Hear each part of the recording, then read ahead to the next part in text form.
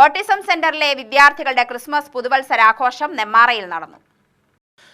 കൊല്ലങ്കോട് BRCയുടെ നേതൃത്വത്തിലാണ് ആഘോഷ പരിപാടികൾ സംഘടിപ്പിച്ചത്. കേക്ക് മുറിച്ച വിദ്യാർത്ഥികൾക്ക് വിതരണം ചെയ്തു. കുട്ടികൾ കലാപരിപാടികൾ അവതരിപ്പിക്കുകയും ചെയ്തു. Nenmara block panchayat vice president Sreeja Raju ഉദ്ഘാടനം ചെയ്തു.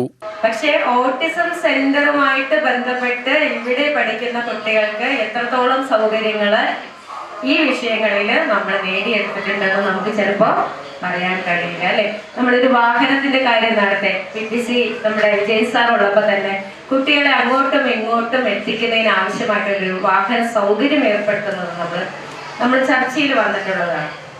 പക്ഷെ അത്തരം മീറ്റിങ്ങുകളൊക്കെ പിന്നീട് എവിടേക്കോ ഒരു തടസ്സപ്പെട്ട് നിന്നത് കൊണ്ടാണ് ഇപ്പോഴും ഒരു വാഹനം എന്നുള്ളത് നമ്മുടെ ഒരു സ്വപ്നമായിട്ട് തന്നെ അവശേഷിക്കുന്നു. യഥാർത്ഥത്തിൽ ഇപ്പൊ നമ്മള് വല്ലങ്ങിയുടെ നമ്മുടെ BRC സെന്ററിൽ നിന്നും ഓട്ടിസം സെന്ററിൽ നിന്നും വട്ടേക്കാട് എത്തിയപ്പോ നമുക്ക് നേരിടേണ്ടി വന്ന ഏറ്റവും വലിയ പ്രശ്നം ഗതാഗത പ്രശ്നമാണെന്ന് ഇവിടെ നമ്മൾ നേരത്തെ സൂചിപ്പിച്ചതാണ്, ഇല്ലേ?